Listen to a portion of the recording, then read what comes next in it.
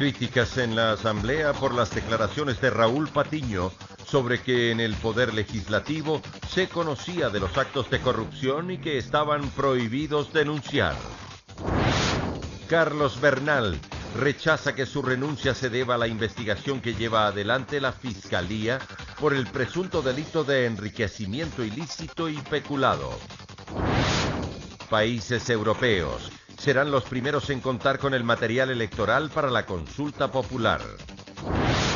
En lo internacional, operativo contra opositor Óscar Pérez deja 2 muertos y 5 heridos en Venezuela. Además, colapso de balcón en edificio de Indonesia deja más de 70 heridos. Lunes 15 de enero de 2018, amigos, es un gusto estar nuevamente con ustedes en la emisión estelar del Comercio TV, iniciando una nueva semana laboral. Aquí iniciamos. Múltiples críticas se registran entre la Asamblea Nacional por la declaración realizada por el ex legislador Raúl Patiño en torno a que en el periodo anterior se conocía de los actos de corrupción y que estaban prohibidos denunciar. Se afirma que la justicia debería actuar de inmediato. La declaración la había emitido el ex legislador Raúl Patiño la semana pasada y se hizo viral en redes sociales. Reconocía que la bancada oficialista en el anterior periodo conocía de los actos de corrupción en el gobierno, pero que estaban impedidos de denunciarlos. ¿Cómo enjuiciamos a esos desgraciados que todos sabemos que están robando el Petroecuador? De esos ministros que todos sabíamos que hacían las obras con sobreprecio. Y en la Asamblea no sabíamos qué hacer. ¿Por qué? Porque nos tenían prohibido fiscalizar. Era absolutamente prohibido fiscalizar. Este lunes las reacciones se registran en la Asamblea. Desde la oposición hay críticas y dicen que esta actuación de la mayoría gobiernista era un secreto a voces. Ahora nos dice que estaban prohibidos de fiscalizar. La entendemos, señor Patiño. ¡Qué barbaridad! Ahora explíquenos quién le prohibió. Eso es lo importante que tenemos que saber. Una mayoría que acalló porque les tenían con espacios de poder posiblemente digo, es responsable tanto como aquel que provocó ese acto de corrupción. Así que la justicia debería actuar de inmediato para develar esta situación, pues no denunciar los actos de corrupción teniendo conocimiento de ellos es delito, aseguran. Cada vez se ponen más la soga al cuello. Ahora resulta que los asambleístas del periodo anterior dicen que estaban prohibidos y ¿qué quiere excusarse con eso? Realmente lo único que nos hace a nosotros los ecuatorianos es confirmar una triste y cruda realidad, de que no pudieron y que no existió la tarea de fiscalización. En el ala correísta rechazan las declaraciones de Patiño. Dicen que jamás ellos han recibido presión alguna, ni antes ni ahora. Que este caso debería ser aclarado, pues defienden el accionar del gobierno de Rafael Correa. A mí nadie me ha presionado. Cuando quisieron presionarme para que tome posición y firme un documento, les dije que yo no acepto presiones de nadie. Aunque ya los morenistas toman distancia y dicen que es necesario hacer una investigación profunda del hecho. Estoy totalmente de acuerdo, hay que analizar qué es lo que está sucediendo bajo este contexto. Sin embargo, no podemos por un pronunciamiento nosotros desfigurar lo que realmente pasa al interno de la Asamblea. En todo caso, en la Asamblea se registran las primeras reacciones ante una declaración que causa revuelo y golpea directamente al anterior gobierno ante las múltiples denuncias de una supuesta corrupción. Informó Javier Gallo. Carlos Bernal, exsecretario técnico para la reconstrucción de las zonas afectadas por el terremoto, rechaza que su renuncia se deba a la investigación que lleva adelante la Fiscalía por el presunto delito de enriquecimiento ilícito y peculado, luego que la Contraloría emitiera un informe por no haber justificado ingresos por más de $400.000. La renuncia de Carlos Bernal Alvarado al cargo de secretario técnico del Comité para la Reconstrucción y Reactivación Productiva de Manabí y Esmeraldas, provincias afectadas por el terremoto del pasado 16 de abril del 2016, llegó varios días después de conocer que la Fiscalía lo investiga por el supuesto delito de enriquecimiento ilícito y peculado.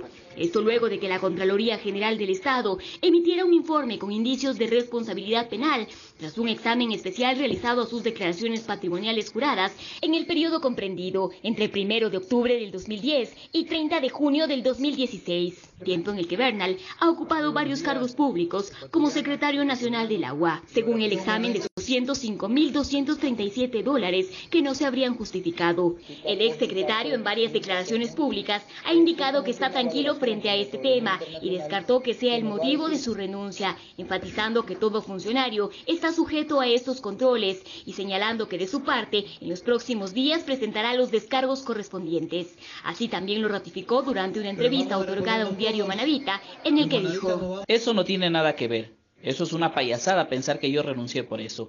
A mí me tiene sin cuidado el tema. Sin embargo, en la misma entrevista, señaló que tuvo desacuerdos con el ministro de Finanzas, Carlos de la Torre, respecto al retiro de los $300 millones del Fondo de la Reconstrucción para pagar gasto corriente, bajo la aseveración de que existen recursos ociosos, monto que, según indicó de la Torre, ya fue devuelto a la cuenta. Desacuerdos que lo habrían motivado a dejar el cargo. Esto no se puede sostener de esta manera. Realmente él le ha mentido a mi provincia y yo no pude permitir que él le mienta. En Quito informó Adriana Rojas. Fue suspendida la audiencia de formulación de cargos contra Iván Espinel como exdirector del Instituto Ecuatoriano de Seguridad Social IES en Guayas y otros 19 exfuncionarios, además de representantes de clínicas privadas por el presunto delito de peculado. Según informó el abogado de Espinel, la diligencia fue aplazada por pedido de varios de los indagados, quienes habrían cambiado de defensa. Se espera que la Fiscalía fije nuevamente fecha y hora. Hemos presentado también los escritos de descargo que refieren que en 7 días Iván Espinel estuvo en el puesto de subdirector nacional de control en Quito, que no ejecutó ningún pago a las clínicas porque no era nuestra competencia, así lo hubiéramos querido hacer, simplemente no podíamos porque no estaba dentro de nuestras funciones, que nosotros hicimos el control necesario el segundo y el tercer día, dando los informes para ejercer un control adecuado y que en 7 días, de 1.156 días que analiza la Contraloría, 7 días Iván Espinel está aquí y bueno, por eso mismo lo hemos venido a demostrar, para que no se crea en la especulación de estos actores políticos, sociales, que simplemente quieren confundir al pueblo ecuatoriano. Tras la audiencia de casación, el Tribunal de la Corte Nacional de Justicia cambió el tipo penal a obstrucción de la vía pública y sentenció a los dirigentes indígenas a 8 meses de prisión. En un inicio, su sentencia fue de 12 años por presunto delito de terrorismo. En la audiencia de casación de los dirigentes indígenas Pepe Acacho y Pedro Machand, el Tribunal de la Corte Nacional de Justicia rechazó los recursos presentados y modificó la pena de 12 años a 8 meses de prisión. Así sea un día de condena que les den a mis patrocinados es una condena y nosotros no la vamos a aceptar. La modificación de la pena se da porque la Corte cambió el tipo penal a obstrucción de la vía pública con una multa de $44, dejando sin validez el presunto delito de terrorismo organizado. Imagínense ser acusados de saboteadores, ser acusados de terrorismo, de homicidio.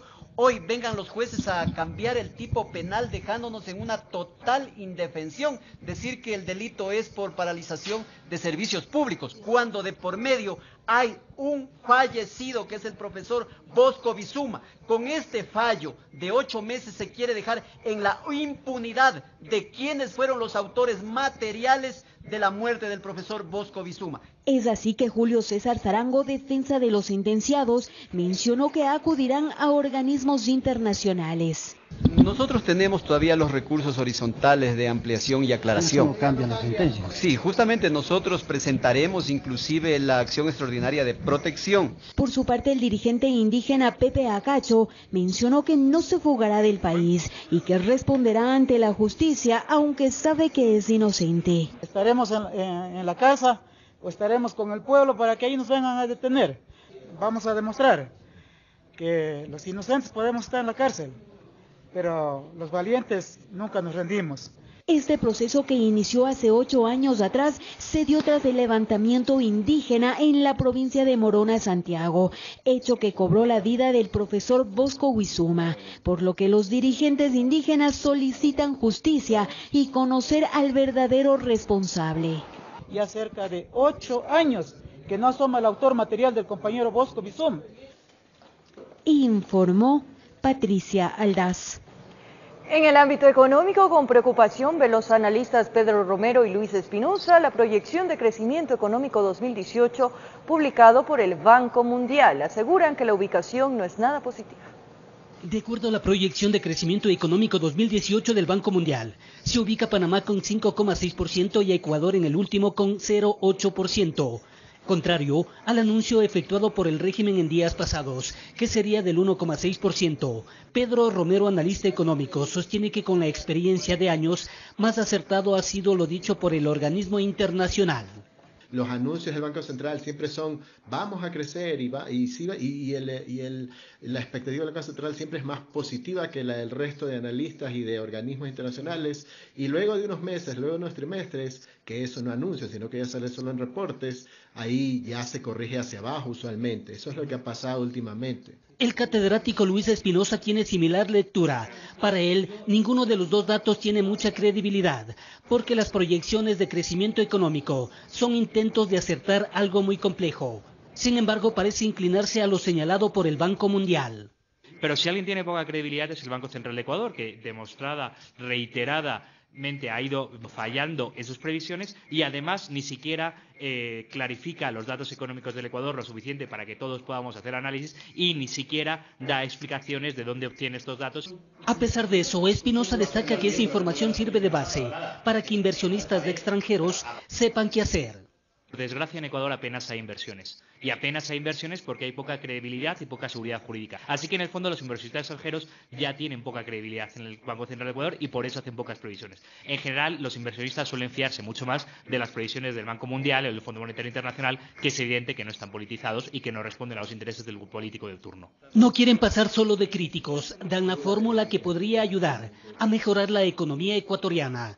Lo que se debe hacer para crecer más es precisamente ver cómo se reduce la carga tributaria a los contribuyentes, a los empresarios, en general a todos, para que a través de esa reducción en carga se genere más inversión y más producción y más contrato de personas.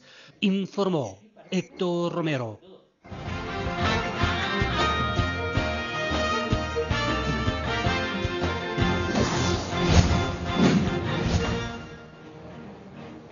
El expresidente de la República, Rafael Correa, junto a asambleístas y militantes de Alianza País, se dieron cita en la sede del movimiento en la ciudad de Guayaquil para conmemorar los 11 años de la denominada Revolución Ciudadana. Aquí aprovechó para promover el no a la consulta popular. A propósito de conmemorarse los 11 años de la Revolución Ciudadana, el expresidente Rafael Correa junto a otros asambleístas y militantes del ala correísta de Alianza País, en rueda de prensa se refirió al distanciamiento y la situación actual del movimiento. No descartó la posibilidad de crear otro, acorde a sus lineamientos. Los líderes históricos están con nosotros, la historia está con nosotros, la leyenda está con nosotros y el futuro está con nosotros. Crearíamos el movimiento Revolución Ciudadana, yo ayudaría en lo que pueda, pero yo tengo que regresar a Bélgica, donde reside mi familia.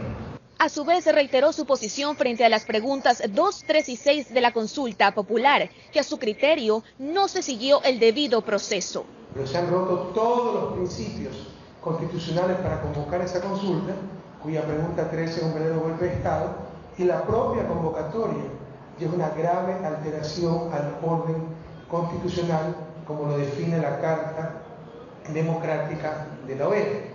No se esperó el dictamen de la Corte Constitucional porque sabían que el informe era negativo para las preguntas 2 y 3 por ser abiertamente inconstitucionales. Mientras tanto, se siguen socializando las preguntas a medida que corre el tiempo para la consulta, que estará ahí, indicó, para defender los pilares que edificó en Alianza País hace 11 años. Informó Adriana Peralta. Este lunes fue presentado el Frente Nacional Ambiental, una organización de jóvenes que buscan impulsar el sí en las preguntas que tienen que ver con el cuidado del ambiente. Ellos anuncian que harán campaña en todo el país. Son los jóvenes representantes del Frente Nacional Ambiental que se congregaron en la legislatura para presentar oficialmente su propuesta de apoyo a la consulta popular y en especial a las preguntas que se refieren a los temas medioambientales. Que definitivamente nuestro voto va a ser sí, porque nos parece inaudito que todavía haya personas que digan no a preguntas tan esenciales. Que este frente buscará apoyos en todo el país, que quieren llegar a los jóvenes para que se involucren en esta campaña, que es fundamental para la conservación medioambiental. Este frente está organizado esencialmente por jóvenes, tiene su origen en Tungurahua, pero ha ido aglutinando a diferentes provincias, principalmente Cotopaxi, Chimborazo y Loja, ¿no? Y esperamos que se sigan agrupando más jóvenes del Ecuador. Nos ha hecho una propuesta para participar de este proceso democrático que es la consulta popular. Cabe decir que en Frente Nacional Ambientalista tiene una lucha loable que es por dejar un mejor bienestar a los jóvenes en un futuro. Que su apoyo a la consulta es incondicional y que harán campaña por el sí a las 7 preguntas. Nos pareció loable encaminar a los jóvenes para que sean actores no de relleno como se sabía utilizar, sino sean estratégicos, que demuestren la cantidad o la masa que somos ya organizados y el poder que tenemos para elegir y para nosotros decir, sí, queremos que haya un mejor ambiente, sí, queremos que la minería pare. El Frente Nacional Ambiental recorrerá todo el Ecuador para concienciar a los ecuatorianos en la necesidad de votar sí en la consulta y apoyar la propuesta de ampliar la conservación del Yasuní y los controles a minería en zonas de gran biodiversidad. Informó Javier Gallo. Los países europeos donde viven ecuatorianos serán los primeros en contar con el material electoral para la consulta. En medio de medidas de seguridad, el Consejo Nacional Electoral inició la distribución. Con el envío de las papeletas electorales a Europa, el Consejo Nacional Electoral dio inicio a la distribución del material a ser utilizado en la consulta popular y referéndum del 4 de febrero. Salen ya con una revisión antinarcóticos, antiexplosivos, con los sellos respectivos de valija diplomática. Tenemos personal de Cancillería, en conjunto con personal del Courier, en este caso es Correos del Ecuador.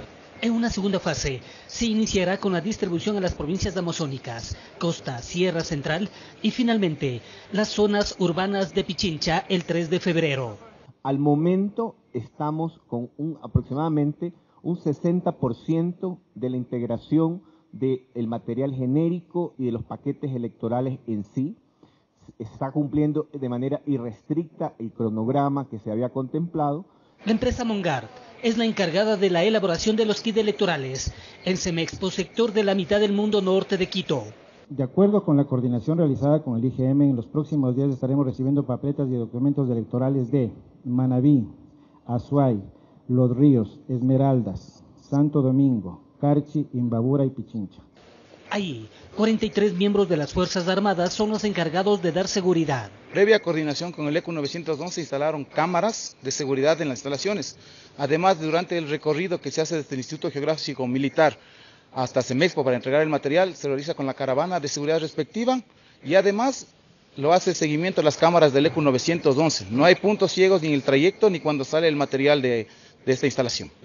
Cada kit está integrado por papeletas, urnas, biombo, documentos electorales, esferos, cintas de seguridad y una linterna, entre otros elementos. Además, se ha tomado precauciones por un posible mal clima, es decir, una protección de plástico. ¿La implementación de este plástico tuvo algún costo adicional?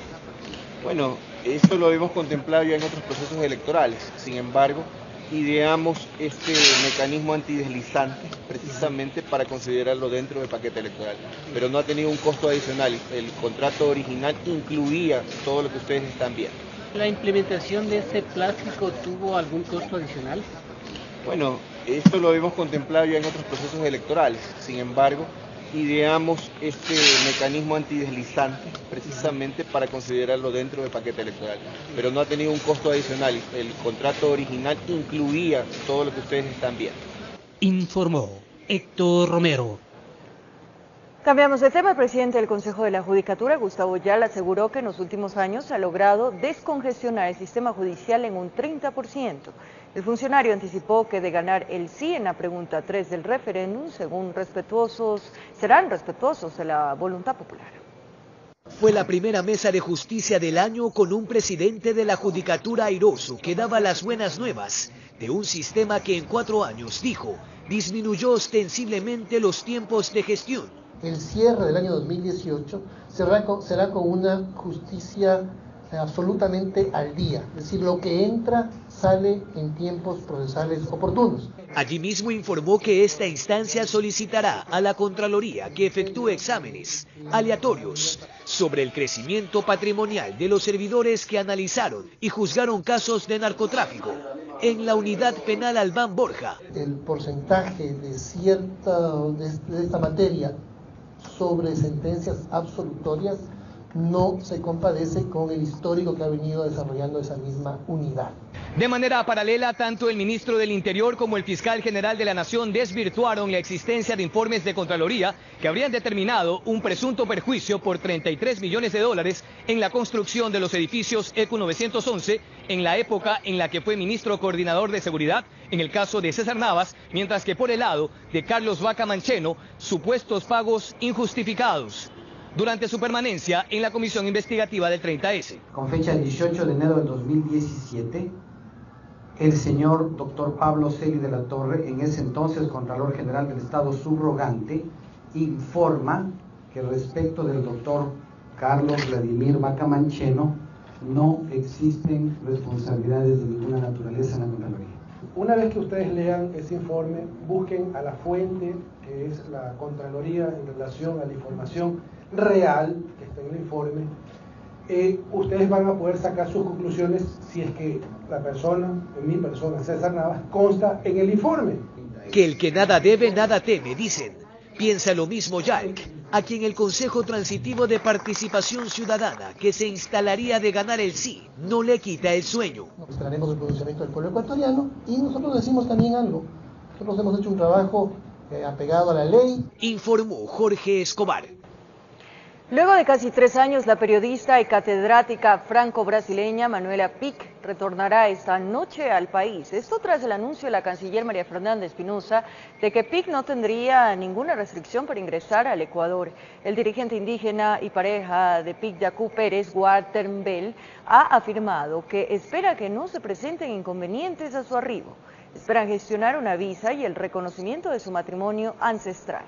Recordemos que Manuela Pic fue expulsada del país luego de las protestas registradas en contra del gobierno de Rafael Correa. Del 22 de enero al 4 de febrero, el registro civil atenderá en horarios extendidos que incluyen los sábados y el día domingo, día de la consulta popular. Existen más de 13 millones de ciudadanos empadronados. 13.026.598 ecuatorianos constan en el padrón electoral de la consulta popular y referéndum del próximo 4 de febrero. Para ejercer el derecho al voto es necesario presentar la cédula de identidad, único documento habilitante para sufragar, por lo cual el registro civil extenderá los horarios de atención desde el 22 de enero al 4 de febrero. De lunes a viernes será de 8 de la mañana a 6 de la tarde, el sábado 27 de enero de 8 de la mañana a 2 de la tarde y el sábado 3 de febrero de 8 de la mañana a 6 de la tarde. El domingo 4 de febrero, día de las elecciones, el registro civil atenderá de 8 de la mañana a 2 de la tarde ininterrumpidamente. La renovación de la cédula tiene un costo de $15. Se requiere únicamente la presencia de la persona que es el portador del documento de identidad. Cuando es la primera vez que se cedula, tiene un costo de $5. En el caso de pérdida o robo del documento de identidad, se sugiere antes haber realizado una denuncia. Portar la denuncia presentada en la página del Consejo de la Judicatura de la denuncia de la pérdida o extravío del documento de identidad. Según el registro civil, el 81% del padrón electoral contará con el registro fotográfico. Las fechas de las fotografías corresponden a la fecha de la última cedulación. Es decir, si una persona se ceduló hace 9 años, la fotografía corresponde a esa fecha. Además, inició la verificación de actas de defunción desde 1965, a fin de evitar inconsistencias en el proceso de elecciones. Están siendo revisadas una a una y comparadas con el sistema para verificar cualquier información que no sea exacta. Actualmente hemos logrado revisar ya más de 1.200.000 actas. Existen 38 agencias de escala nacional para realizar el trámite. Los pagos se pueden efectuar con tarjeta de crédito o en efectivo, informó Sofía Vintimilla.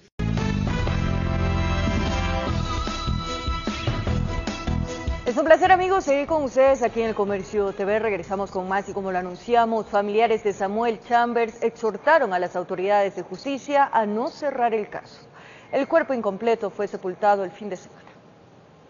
El 7 de noviembre del año pasado, un vecino de Guápulo que caminaba por el bosque del sector encontró el cuerpo de una persona como devorado por animales. La policía levantó el cadáver. Varios días pasó en calidad de NN en el departamento forense hasta que fue reconocido por un tatuaje. No queremos que se cierre el caso. No creemos de que haya sucedido por causas naturales el fallecimiento de Samuel. Luego de algunas semanas, a través de la prueba de ADN, confirmaron científicamente que eran los restos de Samuel Chambers, cuyo cuerpo no tenía cabeza ni sus manos. La policía en el bosque de Guápulo realizó algunas búsquedas sin resultados. En el cuerpo decapitado, hallado en alto grado de descomposición, no fue posible encontrar algún indicio para conocer la causa de muerte. Sobre los huesos que quedan, no hay huellas de violencia. No hay huellas de fracturas, no hay huellas de apuñalamiento. Las autoridades emitieron un informe señalando que la causa de muerte es indeterminada. Esa figura preocupa a la familia, teme que el caso podría cerrarse sin saber qué mismo pasó con Samuel. Indeterminada es un término neutro que nosotros no aceptamos. Nosotros, la familia, no buscamos venganza. Repito, lo que estamos buscando es la verdad para aplicar este tipo de justicia. El fin de semana el cadáver aún incompleto fue sepultado, la cabeza y manos no aparecen. Reconocen el trabajo de la policía, pero sienten que faltan cosas por hacer para llegar a los responsables del crimen de Samuel, un joven de 25 años de edad que tenía su forma particular de llevar la vida sin hacer daño a su entorno. Samuel fue amenazado por Facebook, le amenazaron a Samuel de muerte, estas personas le golpearon. Estas personas intentaron atropellarle. Un caso que a más de 2 meses de diligencias e investigaciones, al parecer, tiene más interrogantes que respuestas. En Quito informó Iván Casamen. Y atención, la joven ecuatoriana española desaparecida en Cusco, Perú, desde el 2 de enero habría fallecido tras un accidente en un canopy. Tras el hecho, los guías turísticos que estaban con la joven habrían lanzado el cuerpo a un río ante el temor de que se conozca su muerte.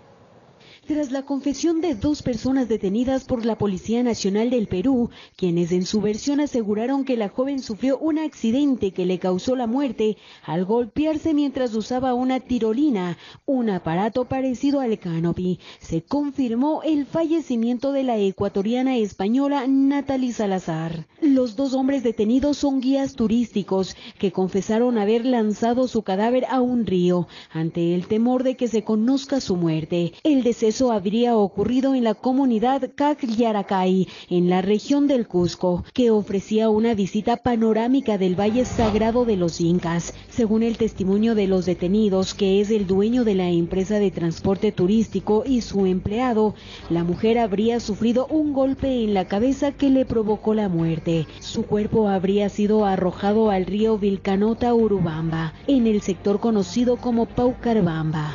Su familia inició desde España su búsqueda desde el 2 de enero, un día después de su último contacto telefónico. La policía de Perú lanzó una alerta en la zona con los datos de la mujer, quien desde septiembre inició un periplo turístico por su país natal, Ecuador. No se sabe si llega a irse a esas ruinas, si le pasa algo de camino a la terminal. No se sabe absolutamente nada. El Ministerio de Relaciones Exteriores y Movilidad Humana, a través de la Embajada de Ecuador en Perú, por medio de un comunicado dio a conocer que desde la desaparición de Natalie han mantenido un seguimiento constante del caso, a la vez que lamentan la muerte de la joven. Natalie, de 25 años de edad y con estudios de educación física, tenía planeado seguir conociendo otras ciudades del país luego de visitar el Cusco. Informó Patricia Aldaz.